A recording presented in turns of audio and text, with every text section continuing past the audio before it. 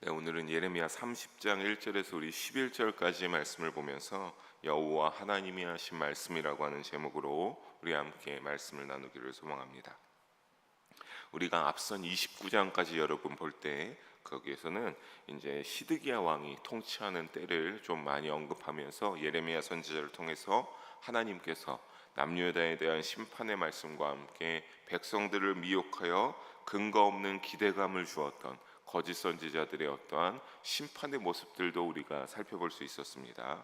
그러한 내용의 말씀이 이제는 슬슬 마무리되고 오늘 30장에 보니까 하나님께서 예레미야 선지자를 통하여서 새로운 분위기의 말씀을 전하여 주고 있습니다. 사랑하는 성도 여러분, 오늘 이 새벽 우리 30장 1절에서 11절까지 어떠한 말씀을 하나님께서 하시는지, 그리고 왜 오늘 제목과 같이 여호와 하나님이 하신 말씀인지를 함께 우리 한 절씩 나누면서 주시는 은혜를 마음에 새기는 시간이 되기를 주님의 이름으로 간절히 소망합니다. 먼저 1절을 우리가 보시게 되면요, 1절에 보게 되면 뭐라고 하고 있습니까? 여호와께로부터 말씀이 예레미야에게 임하여 이르시니라 라고 하고 있습니다. 여러분, 이 부분에서 우리는 새로운 하나님의 말씀이 누구에게 임했음을 조금은 느끼게 됩니까? 예레미야 선지자에게 지난 29장까지 하나님이 심판의 말씀을 조금 정리하면서 다시 하나님이 새로운 마음으로 새로운 뜻을 예레미야 선지자에게 전하고 있음을, 새로운 분위기를 느낄 수 있습니다. 특히 이 본절 1절이 기록되어 있으므로요, 말씀이 하나님께로부터 발매하는 사실을 더욱더 우리가 보여주고 깨닫게 되고 읽으면서 느끼게 됩니다. 하나님이 그래서 이제 예레미야에게 이렇게 말씀하시기 시작합니다. 2절과 3절 두 절의 말씀 함께 다시 한번 읽어보도록 합니다. 이스라엘의 하나님 여호와께서 이와 같이 말씀하여 이르시기를, 내가 내게 일러준 모든 말을 책에 기록하라.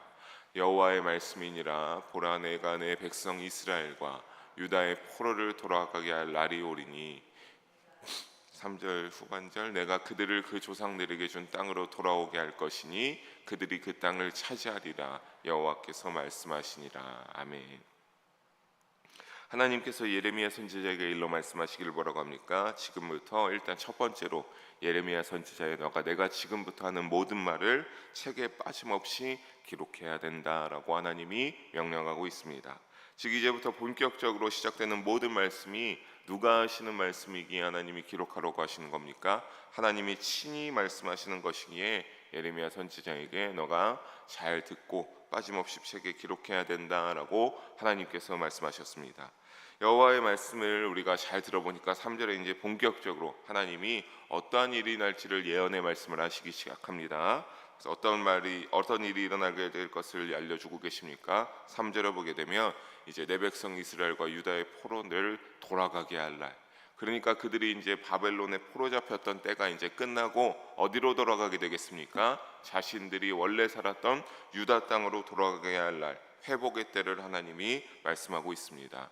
여러분, 여기에 보면 내 백성 이스라엘과 유다의 포로라고 하는데, 이스라엘 여기서 북이스라엘, 유다는 남유다, 그러니까 모든 이스라엘 족속들, 좀 더 지파로 말씀드리면 12지파 모두를 뜻하는 겁니다. 그러니까 이미 사실 이때 상황적으로 보면 오늘 본문의 시점에서 이미 북이스라엘은 어떻습니까? 아수르에 의해서 멸망당한 시점이죠. 죄로 인하여서 하나님이 아수르를 도구 삼아서 치셔서 북이스라엘의 간신히 살아남은 자들은 포로로 끌려가고 이미 그 나라는 황폐해졌습니다. 그리고 남유다는 어떤 상황입니까? 심판이 있을 것이라고 했으니까 하나님의 그 말씀대로 바벨론을 통한 심판을 기다리고 있는 것이죠. 그러니까 후에 남유다는 어떻게 되겠습니까? 바벨론을 통해 심판하면 땅이 황폐해야 되고 모든 남은 백성들이 포로로 끌려가게 되는 이때가 있을 건데, 이런 심판을 하나님의 범죄하여서 받았고 이제는 어떻게 될 것입니까? 하나님이 너희의 죄악이 이제 알았으니 그 심판을, 그 죄악을 보응받고 내가 너희를 회복시킬 것이라고 하나님이 말씀하고 있습니다. 여러분, 사랑하는 성도 여러분, 여기서 더욱이 말씀하고 계시며 장차 일어날 회복의 때를 예언하고 있다는 사실을 본문의 흐름을 보면 알 수 있고, 3절 후반에 하는 것처럼 그 조상들에게 준 땅으로 돌아오고 그 땅을 다시 차지하게 될 거다라고 말씀하시는 것을 보면서, 이전에는 무엇 때문에 너희가 심판을 받아야 하며 사회적 상황에서 너희가 어떤 상황들이 있어서 너희가 그것을 통하여서 심판받을 것이라고 하나님이 사실 예레미야를 통하여 말씀하셨습니다. 일례를 들어서 말씀하시면 너희의 곳곳에 우상을 섬기는 것들이 있기 때문에 너희가 바벨론을 향한 받는 심판을 면치 못할 것이라고 한다든가, 거짓 예언자들의 이언 미혹을 너희가 더 믿고 나의 말씀을, 내가 보내는 종들의 말씀을 너희가 잘 듣지 않았으니까 너희는 그 죄에 따라 바벨론의 심판을 받게 된다라고 하는 이러한 어떠한 그러한 뭐라고 할까요? 원인이 있어서 결과가 있다라고 하는 어떤 이런 사회적 상황과 어떤 그런 모든 것들을 사실 하나님께서 예레미야 선지자를 통하여서 그것들을 알려주면서 심판이 있을 것이라고 말씀하셨습니다. 하지만 여러분, 오늘 말씀해 보면 그런 어떤 것도 드러나 있지 않죠. 너희가 어때서 회복한다 이런 것이 하나도 드러나 있지 않습니다. 어떠한 사회적 상황에 잘못들이 있는지, 어떠한 시기에 어떻게 된다라고 하는 이런 것들이 자세하게 기록되어 있지 않습니다. 그런 모든 것이 있지 않습니다. 왜 그렇습니까? 순수하게 하나님이 예레미야 선지자에게 말씀하고 있기 때문입니다. 하나님의 말씀이라고 하는 소리입니다. 어떠한 다른 사람의 소리가 아니라 이 모든 기록된 것이 하나님께서 하나님의 뜻을 온전히 100% 예레미야에게 전달한 것이 우리에게 오늘 우리가 글로서 보고 있다라고 생각하셔도 저는 사실 믿음으로 그렇게 봐도 크게 무방하지 않다고 생각됩니다. 여러분, 하나님은 앞선 29장 11절에서 분명하게 뭐라고 하셨습니까? 내가 너희에게 재앙을 주기 원하는 것이 아니라 내가 너희에게 평안을 주기 원한다라고 또한 말씀하셨습니다. 우리가 그렇게 말한 이후에 하나님이 30장에서 이러한 회복의 말씀들을 말씀하고 있는 것은 무엇입니까? 이미 하나님이 말씀하신 그 너희에게 평안을 주겠다라고 하는 약속의 말씀을 하셨기 때문에 그 말씀에 따라 이제 하나님이 어떻게 하시는 겁니까? 하나님의 말씀이 하나님의 뜻대로 일하기 시작하는 겁니다. 그러니까 절대로 어떠한 타이밍이, 하나님이 어떻게 하시겠다고 하는 이러한 타이밍이 제시될 필요가 없습니다.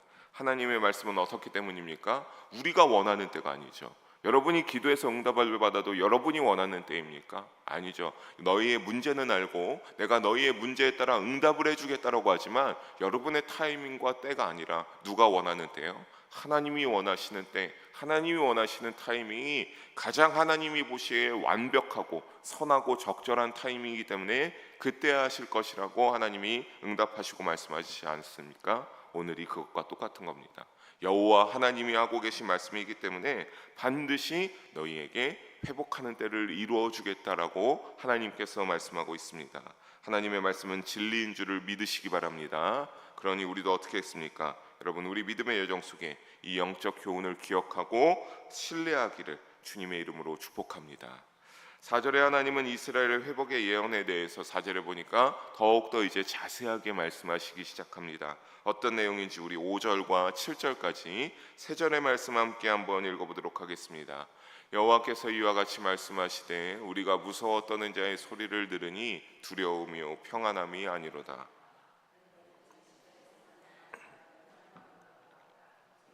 모든 남자가 해산하는 여자같이 손을 자기 어리에 대고 보는 얼굴이 겁에 질려 새파래졌는가. 슬프다 그날이여 그와 같이 엄청난 날이 없으리라. 그날은 야곱의 환난할 때가 되미로다. 그러나 그가 환난에서 구하여냄을 얻으리로다. 아멘. 우리 세전의 말씀 5절을 먼저 보면 어떤 걸 알 수 있습니까? 그들이 무서워 두려움에 가득 차 떨며 신음의 소리를 내었다. 그들에게 평안함이 없다라고 하는 구절을 보게 됩니다. 이 두려움의 소리의 주인공이 누굴까? 어떻기 때문에 이러한 무서운 두려움이 가득 찬 그러한 신음의 소리를 낼까? 그것을 우리가 6절을 이어서 보게 되면 누구인 것을 알 수 있습니까? 당시에 유다의 남자들이 내는 소리임을 우리가 알 수 있습니다. 여러분, 우리가 남자들이 조금 더 책임감이 있고 어떤 주위의 약자를 보게 되면 그 약자들을 조금은 도와주고 지켜야 되는 이유가 어디에 있습니까? 모름지기 하나님께서 인간을 창조하실 때 여자나 아이들보다 일단 성인 남자에게 더 뭐를 허락하셨기 때문입니까? 힘을 더 많이 허락하셨기 때문이죠. 그런데 이런 남자들이 어떻다라고 하는 겁니까? 지금 두려워서 덜덜 떨며 신음하고 있고, 마치 어떤 때요 이제 해산하는 고통이 있는 여인들처럼 허리를 붙잡고 두려워 떨며 그렇게 겁에 질려 새파래져서 소리를 내고 있습니다. 여러분, 이거는 바로 어떤 것이냐면 70년의 포로 기간을 바벨론에서 보내면서 당할 고통이 이러하다라고 하는 것을 비유로서 말해주고 있는 겁니다. 하나님이 회복을 허락하시지만 너희가 이 70년의 고통이 없던 일은 아니라고 하는 겁니다. 이 고통에 너희의 죄의 대가를 치르는 이 70년 바벨론 포로의 생활을 지내긴 해야 된다라고 하나님이 예레미야에게 말씀하고 있는 것이죠. 그리고 그날은 어떤 때라고 합니까? 야곱의 환난의 때다라고 말씀하고 있습니다. 여러분, 이것을 창세기 47장 9절에서 야곱이 바로 왕에게 자기의 과거의 세월을 고백하는 점에서 이제 빗대어서 나온 것인데요. 거기에 보게 되면 그 절에 보면 지나간 과거의 모든 야곱의 자신의 세월이 헛된 삶이었다라고 고백합니다. 바로 왕에게. 왜냐하면 자기가 어떻게 했습니까? 그렇게 고백하는 것은 장자권을 얻기 위해서 어떻게 했습니까? 참으로 교묘하게 형을 속였죠. 또 누구를 속였습니까? 자신의 아버지까지 속여서 그 자신의 장자권의 축복을 자기가 얻어내지 않았습니까? 여러분들, 우리가 그 부분을 다시 한번 묵상하고 생각해 보면 하나님이 어떠한 그 야곱에게 이렇게 해라, 어떻게 해라라고 하진 않았죠. 그 어머니와 이야기하는 중에 그런 교묘한 인간적인 인본주의적인 수법으로 남을 속이면서 살아왔던, 하나님의 뜻을 묻지 않았던 그 삶을 참 어떠한 삶이라고 고백하는 겁니까? 환난의 때였다. 내가 참 어렵게 살았다라고 고백했다라고 하는 겁니다. 그런 것처럼 하나님의 뜻을 묻지 않고 북이스라엘과 남유다, 야곱의 후손 아닙니까? 이 자들이 하나님의 뜻을 묻지 않고, 사실 우리가 오늘 남유다도 어떻게 했습니까? 바벨론에게서 어떻게 이겨보려고 주변 나라들에게 손을 뻗치면서 동맹을 맺는, 하나님의 뜻을 구하지 않은 것이나 자신들의 인본주의적인 교묘한 방법을 활용하는 것들을 우리가 예레미야 이전에서 분명히 나눴습니다. 이러한 모든 것들이 바로 무엇입니까? 바로 환난의 때다라고 말하고 있는, 야곱의 환난의 때와 같다라고 말하고 있는 것입니다. 그러나 언약의 백성이기에 하나님은 그 후에 뭐라고 말씀하셨습니까? 하지만 내가 그 환난의 모든 때에서 야곱의 후손 모든 이스라엘을 구원하겠다라고 하나님이 말씀하셨습니다. 그렇다면 하나님이 어떻게 구원하신다라고 말씀하십니까? 우리 8절과 9절 두 절의 말씀 다시 읽어보도록 하겠습니다. 만군의 여호와의 말씀이라. 그날에 내가 내 목에서 그 멍에를 꺾어버리며 내 포박을 끊으리니 다시는 이방인을 섬기지 않으리라. 그들은 그들의 하나님 여호와를 섬기며 내가 그들을 위하여 세울 그들의 왕 다윗을 섬기리라. 아멘. 우리 앞선 내용에서 우리 보면서 어떻게 했습니까? 하나님이 예레미야 선지자에게 사실 남유다 백성들에게 뭐라고 했습니까? 너희의 목에 멍에를 메어라. 그리고 그 멍에를 따라 누구에게 가서 그 멍에를 치고 뭘로 살아가고 했습니까? 바벨론에서 포로로 살아가라. 너희가 목에 멍에를 메고. 하지만 이제는 어떤가 봅니까? 회복의 때가 오면 멍에와 이 포박 다 포로로서 끌려다니는 것들을 의미하는 것들인데, 이것을 끊어버리고 회복의 때가 오는 시점에 너희가 다시는 이방인의 포로로서 이방인을 섬기는 일이 없을 것이다 라고 하나님께서 예레미야 선지자를 통하여서 약속하고 있습니다. 그리고 이제 조상에게 허락했던 어디로 돌아옵니까? 그 땅으로 돌아와서 누구를 섬긴다라고 합니까? 하나님을 섬기는 하나님의 백성이 되고 내가 너희를 위하여 세운 그들의 왕 다윗을 섬기리라 라고 하나님이 예레미야 선지자에게 말씀하고 있습니다. 여러분, 여기에서 인상적인 건 그 가운데 왕 누구를 섬기면서 살아갈 것이다, 다윗을 섬기며 살아간다라고 말하고 있습니다. 하지만 이때쯤에 이미 다윗 왕은 이 시기에 살아있는 왕이 아니죠. 이미 죽은 지 오랜 시간이 흐른 시점입니다. 하지만 여기서 다윗을 섬긴다는 것은 어떤 것이냐면, 그 다윗의 가문에서 누가 오신다라고 했습니까? 의로운 가지 예수님이 오신다라고 했죠. 그러니까 이 다윗을 섬긴다는 것은 예수님을 사실을 상징하고 예수님을 섬긴다라고 하는 것을 의미합니다. 어떻게 해요? 사실 다윗은 가장 이상적인 통치를 했던 왕입니다. 실수하는 때도 있었지만 여러분, 분명한 것은 무엇입니까? 오늘 남유다와 다르게 하나님이 너 그거 잘못했다, 너 그것은 나에게 맞지 않다라고 했을 때 어떻게 했습니까? 다윗은 그 즉시 회개했습니다. 하나님 앞에 회개했죠. 밧세바와 간음했을 때도 하나님이 선지자를 통해 잘못했다라고 하니 그 즉시 회개하면서 하나님 앞에 자신의 죄를 낱낱이 고백했습니다. 이런 것들이 하나님이 보시기에 가장 좋았던 통치했던 때고 하나님이 함께 하셨던 가장 그 이스라엘이 높았던 때죠. 그런 것처럼 다윗이 이렇게 이상적인 통치를 했던 왕인데 그때처럼 예수님이 어떻게 되는 겁니까? 그 가문의 의로운 가지 예수님이 새로운 통치자가 되어서 그때와 같이 귀환한 이스라엘 백성들과 후의 신약 성도들이 이 예수님을 섬기면서 가장 이상적인 하나님의 백성으로서의 통치를 예수님에게 받게 된다라고 하는 그러한 소리입니다. 여러분, 그것을 하나님께서 예언하고 계신 것입니다. 사랑하는 성도 여러분, 여러분의 삶 가운데 그러니 오늘 이렇게 이 말씀에 보는 것처럼 우리가 누구를 놓치지 말아야겠습니까? 여러분의 삶 가운데 예수님을 놓치지 않는 믿음의 여정이 되기를 주님의 이름으로 축복하고 권면합니다. 우리를 마땅히 구원해 주실 유일한 분 누구십니까? 하나님이 보내신 예수님일 뿐임을, 그분밖에 없음을 잊지 마시고 늘 여러분 믿음 가운데 예수님을 붙잡고 살아가시고 그 예수님을 붙잡고 예수님과 동행하기 위해 노력하다가 나의 죄를 깨닫게 되었을 때 다윗 왕과 같이 회개할 수 있는 우리 모든 성도님들 되시기를 주님의 이름으로 간절히 소망하며 축복합니다.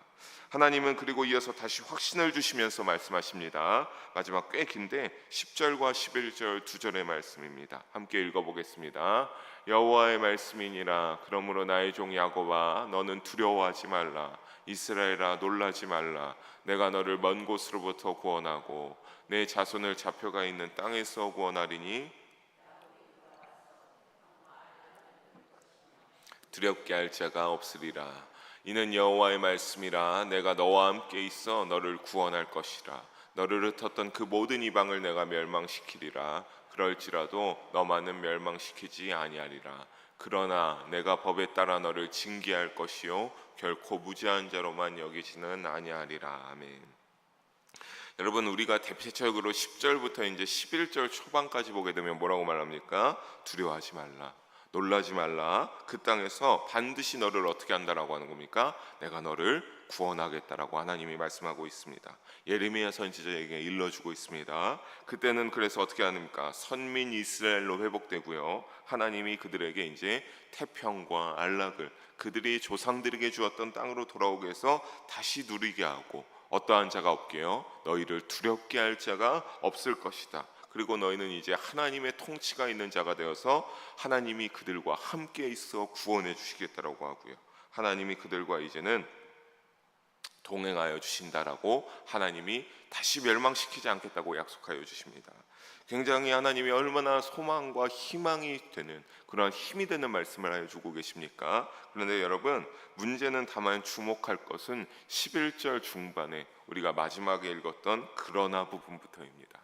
그러나 뭐라고 합니까? 그러나 내가 법에 따라 너를 어떻게 한다고 합니까? 징계할 것이요 결코 내가 너희를 무지한 자로만 여기지는 아니하리라. 여러분, 결코 무지한 자로만 여기지 아니하겠다라고 하는 말 무엇입니까? 너희의 죄를 잊지 말라고 하는 것이죠. 너희가 무지한 자는 아니라고 하는 겁니다. 내가 너희를 구원하기는 할 건데 너희가 그렇다고 죄가 없는 것은 아니니까 내가 너희를 어떻게 하겠다? 나의 법에 따라 너희를 어떻게 하겠다는 겁니까? 징계하겠다. 너희의 지었던 모든 죄를 내가 징계하겠다. 그 후에 어떻게 한다라고 하는 겁니까? 그 후에 내가 너희를 회복할 것이라고 하나님이 말씀하고 있습니다. 여러분, 이 말씀을 들으시면서 어떻습니까? 조금은 소망을 품었던 것이 뭔가 힘이 빠지는 느낌입니까? 야, 하나님이 구원해 주신다고 하더니, 하나님이 회복시켜 주신다고 하더니, 그런데 뭔가 그럴듯했는데 소망과 희망이 넘쳤는데 그러나 너희의 죄를 용서하지 않는다라고 하는 것을 우리가 읽었기 때문입니다. 여러분, 반드시 회복시키니까 그러니까 언제입니까? 너희가 70년 바벨론 포로의 생활을 모두 끝내고 나면 멸망해서 포로로 아수르로 끌려갔던 그 북이스라엘의 남은 자손들과 남유다 너희 70년이 끝나는 그 시점에 너희가 같이 회복할 것이나 분명히 그 전에 필요한 것은 무엇입니까? 회복을 위하여서 반드시 거쳐야 되는 거룩한 백성으로 발돋움하기 위한 징계를 너희가 마땅히 거쳐야 된다라고 하나님이 말씀하고 있습니다. 여러분, 이거는 방금 그런데 이방 민족들에게 말씀하신 징계와 다릅니다. 그들은 정말로 그들의 죄악에 따라 하나님을 아예 몰랐던 그들이기에 하나님이 그 죄악에 따라 징계하여 멸망하고 너희에게야 다시는 정복당하지 않을 것이라고 하지만 지금은 회복을 따른 징계의 선포이기 때문입니다.